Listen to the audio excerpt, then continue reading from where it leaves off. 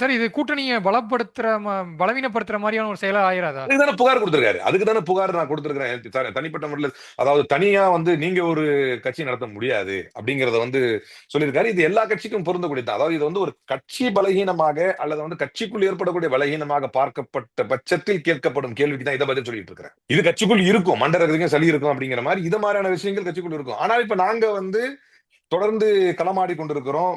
தொடர்ந்து வந்து இப்ப கடந்த தேர்தலில் வந்து இளைஞர் காங்கிரஸ் தேர்தலில் வந்து அந்த தேர்தலில் போட்டியிட்டு தேர்ந்தெடுக்கப்பட்ட பொதுச் செயலாளர் நான். கிட்டத்தட்ட 21,000 வாக்குகள் வாங்கி ஒரு பெரிய திருவிழா போல நடந்த அந்த அளவுக்கு காங்கிரஸ் கட்சியில வந்து இளைஞர்கள் வந்து இணைந்து பணியாற்றணும் அப்படிங்கிற ஒரு ஆர்வம் உள்ளவர்கள். அதே மாதிரி தொடர்ந்து தலைவர் செல்வப்பிரந்தைக்கு வந்ததற்கு பிறகு, ஆனந்த் சீனிவாசன் சார் வந்ததற்கு பிறகு தொலைக்காட்சி விவாதங்களிலே பங்கேற்று கட்சியுடைய நிலைப்பாட்டை வந்து டிஃபெண்ட் பண்ணிட்டு இருக்கிறோம். இப்ப அதே மாதிரி களங்கள்ல நிக்கிறோம். இப்ப திருச்சியில கூட அந்த கடந்த முறை வந்து ஒரு போராட்டத்தில் செய்து வந்து கைதாகி சிறை இதுல அடைக்கப்பட்டோம்.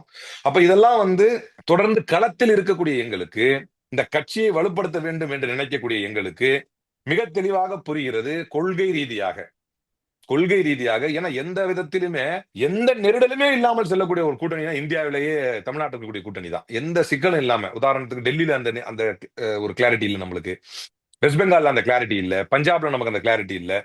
ஆனா ஃபுல் கிளாரிட்டியோட, அதே நேரத்தில் ஐடியாலஜிக்கல் கிளாரிட்டியோட இருக்கக்கூடிய ஒரே கூட்டணி